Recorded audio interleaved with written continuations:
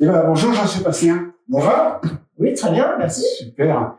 Dis-moi, on vient de te voir, tu te rappelles, tu as été lauréat de Tremplin Innovation.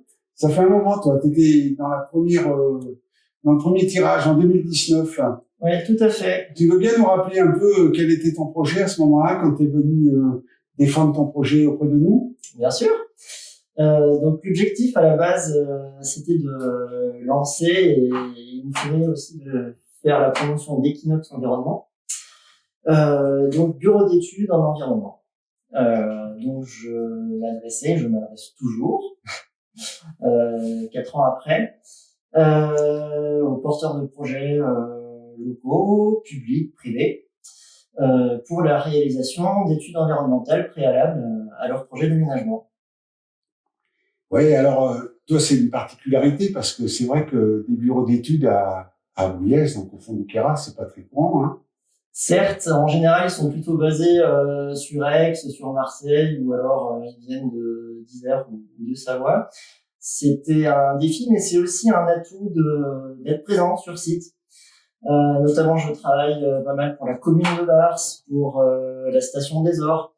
Et c'est aussi cette réactivité, cette proximité qui est intéressante pour ce genre de porteurs de projet. Ouais, je me rappelle à l'époque, tu nous avais parlé des problèmes de trajet, etc. Et tu expliquais aussi que finalement, d'être basé sur Abouyès ou d'être basé à Nice, finalement, ça représentait pas plus de routes, même voire moins de routes, moins de déplacements finalement. C'est vrai ça? Oui, oui, exactement. Surtout que là, donc pour l'année 2022, 95% de mon chiffre d'affaires sera réalisé dans les Hautes-Alpes.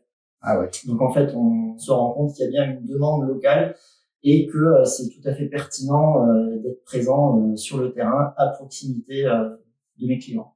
Ouais, donc j'allais te demander comment a évolué ton projet parce que maintenant ça fait 4 ans. Voilà. Donc c'est vrai. Un peu. Et ben mon projet a bien évolué. Mes clients sont principalement dans les Hautes-Alpes, à la marge évidemment dans d'autres départements, mais ça reste anecdotique. Hautes-Alpes plus Ubaye, hein, j'entends. Ouais. Voilà, je travaille sur de très beaux projets, à la fois pour des privés, des publics. T'as pris ton envol là. On a l'habitude de dire que rien n'est jamais gagné d'avance. T'as raison, c'est vrai, c'est vrai. Mais disons, je suis satisfait des 4 années qui viennent de s'écouler. Oui. Super. Alors, je vais te poser une autre question. En fait, quand en 2019, tu n'avais pas besoin d'une grosse aide financière auprès de Tremplin Innovation quand tu es venu nous voir. Et par contre, je voudrais te demander, en plus de cette aide, Tremplin, est-ce que ça t'a amené autre chose? Est-ce que ça t'a servi à quelque chose? Est-ce que ça t'a permis d'avancer? Dis-nous un peu ça. Comment tu l'as perçu, toi? Je l'ai perçu d'une façon double. À la fois, ça m'a permis de me faire connaître. Et aussi, surtout, ça m'a permis de prendre confiance en moi. Ne serait-ce que de venir présenter son projet, de parler de soi, etc. Devant des gens qui ont un peu de bouteille quand même. Ça aide à prendre confiance et après aussi le fait d'être lauréat, surtout ça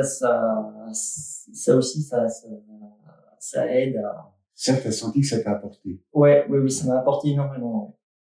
Tout le monde dit ça.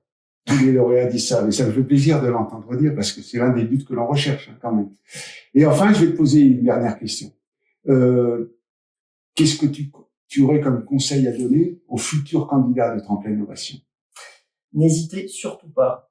Allez-y. Vous avez une idée, allez jusqu'au bout, présentez-la et vous n'en tirerez que du positif. Eh ben super. Je te remercie beaucoup. Avec plaisir. Et à bientôt. Ciao. À bientôt, merci.